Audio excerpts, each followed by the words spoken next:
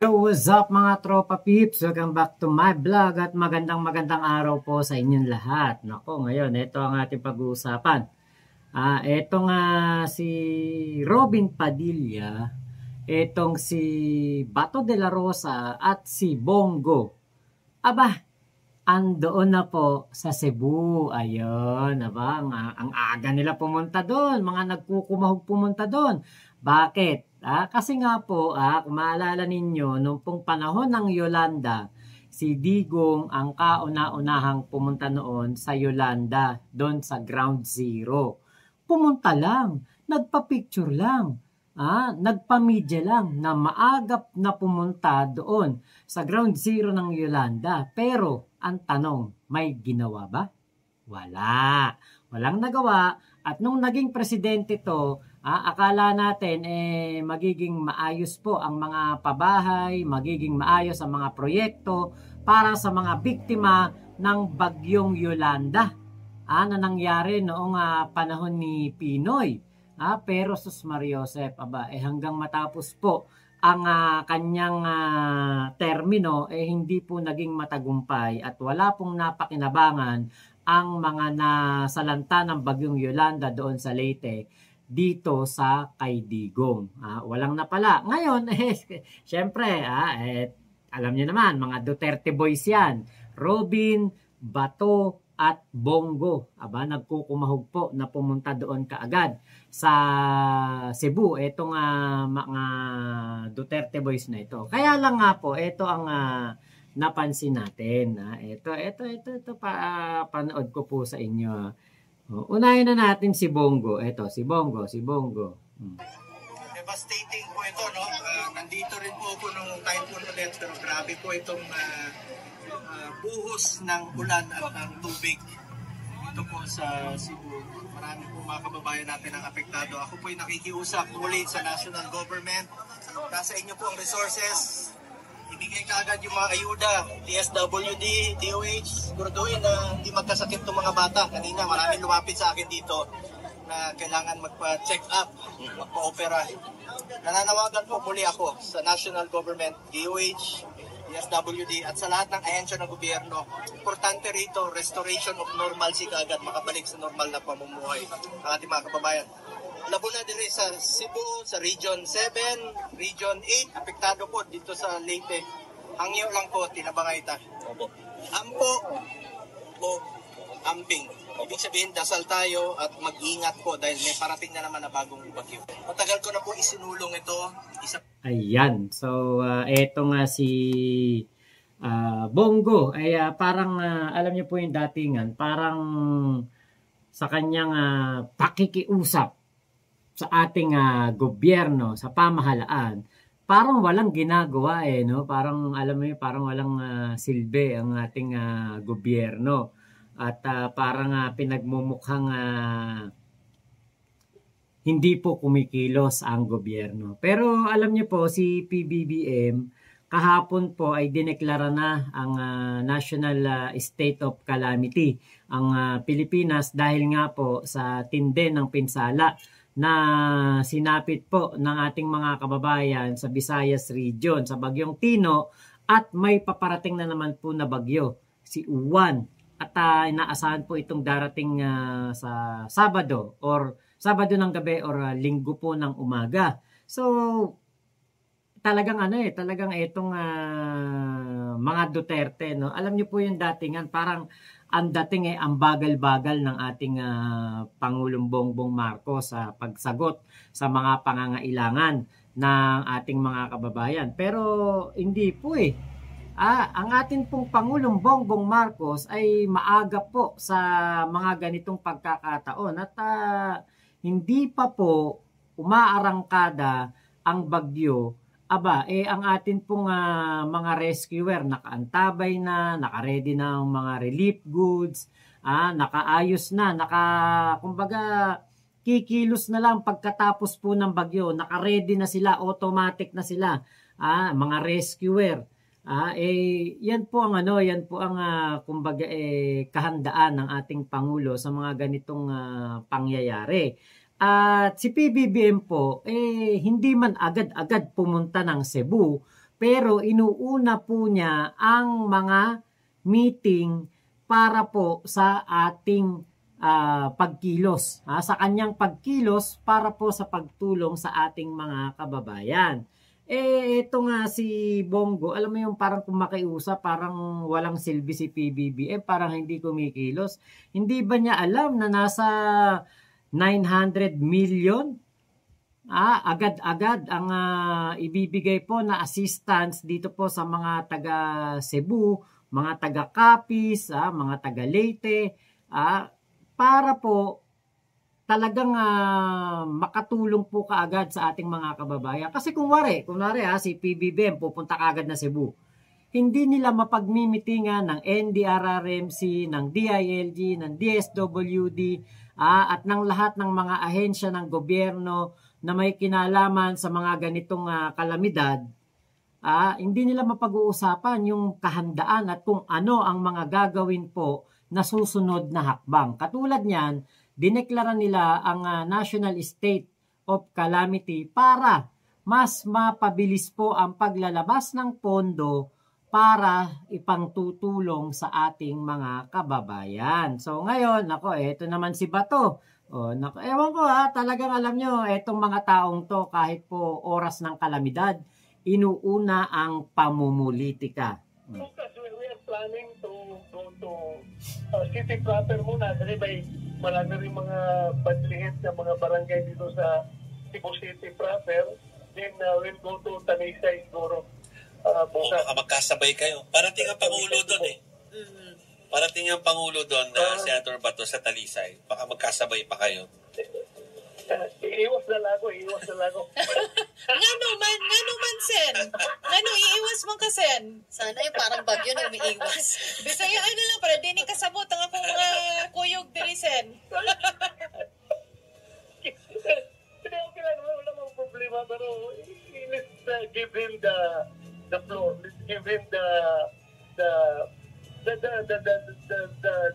everything. Para huwag na tayo magkwanta, huwag na tayong mga agaw pa ng kwanton. Pero magpapahatid kayo ng tulong. Magpapahatid pa rin kayo ng tulong doon sa Talisay kahit na hindi kayo magkasabay.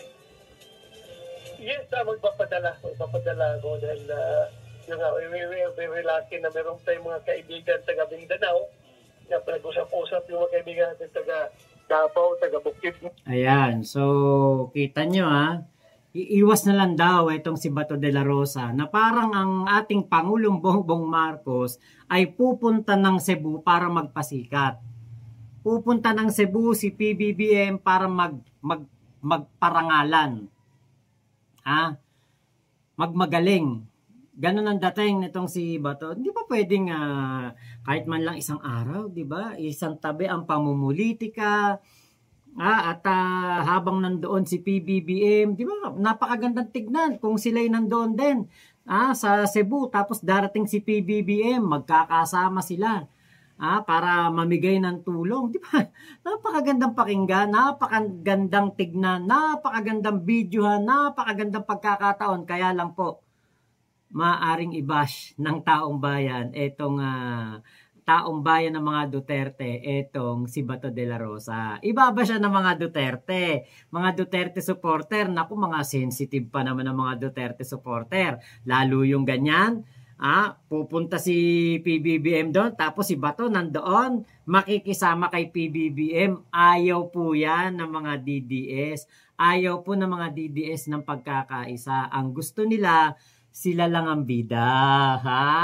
Alam naman natin yan. Ayaw ng mga DDS na merong ibang sikat, ibang magaling, ibang matino, ibang mahusay.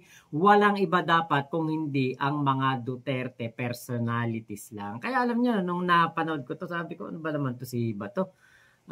Kahit man lang isang araw, isang tabi ang politika at ang isipin ay kapakanan ng ating mga kababayan. Di ba? Kasi alam niyo po, ang ating Pangulong Bongbong Marcos, kaya sila'y nandoon, kaya sila'y wala, pupunta yan doon sa lugar na yon, magbibigay ng tulong, tutulong, at gagawa po ng marami pang pagtulong kahit po sino pang Pilipino. Mapa ikay loyalista, DDS, Pinklawan, Dilawan, kakamping o kahit ano pa ang iyong political color.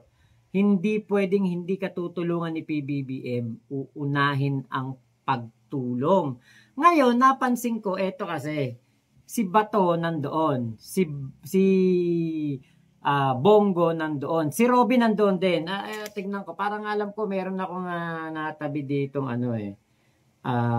Ewan ko lang tignan ko muna kung naitabi ko yung video ni Robin.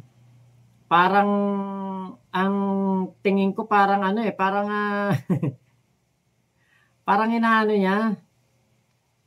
Parang pinapakita ni Robin na ano eh, na kung ano yung mga flood control projects na palpak doon sa ano sa Cebu.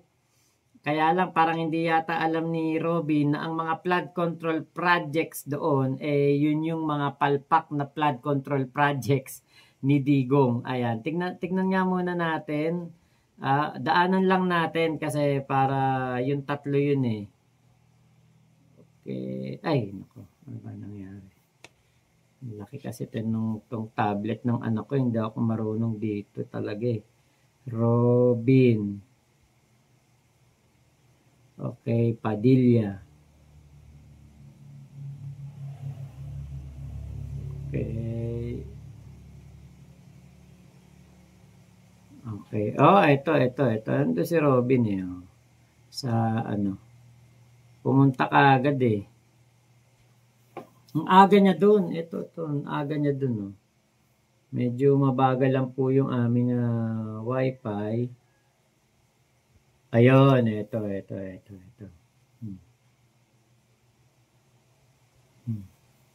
Ayan lagyan natin ng Del Rio 1 Subdivision, Batayan, Cebu City. Aniya, sa bawat kantong binaha ang kalsada. Saan ba yung maganda rito na ano? Meron ako nakitang video eh. Okay. Ito na lang.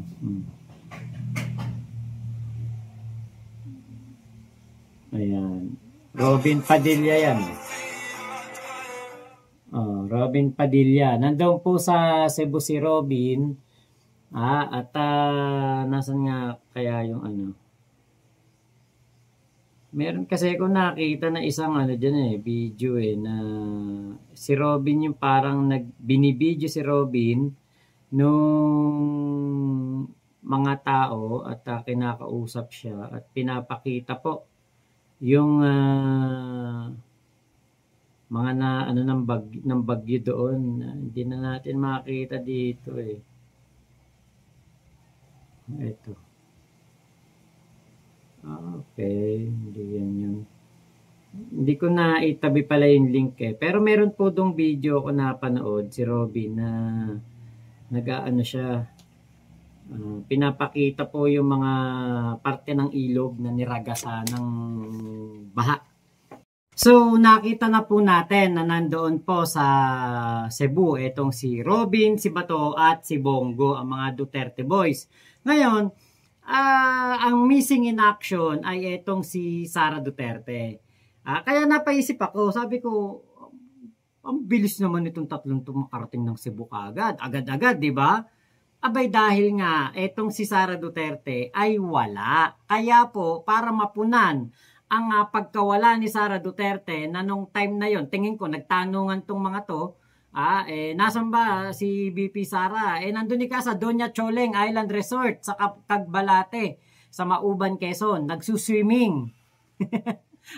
Inuna pa po ang pamamahinga, pag-chill, pagre-relax at pagpasyal-pasyal para mapagtakpan ang pagkawala ni Sara Duterte doon po sa Cebu. Itong tatlong to the rescue para po kanilang kumbaga matapalan o makalimutan ng mga tao, hindi hanapin si Sara kasi nandun naman na sila. Di ba? Ang galing Kita nyo, ang bilis ng mga yan, biglang nakarating ng Cebu. Kinabukasan pa lang ng bagyo, nandun na kagad. Pero si Sara Duterte, di ba? Kita nyo. Hanggang ngayon, meron ba kayong balita? Ako, bago ako mag-vlog, tumingin ako eh. Wala pa pong Sara Duterte doon sa Cebu.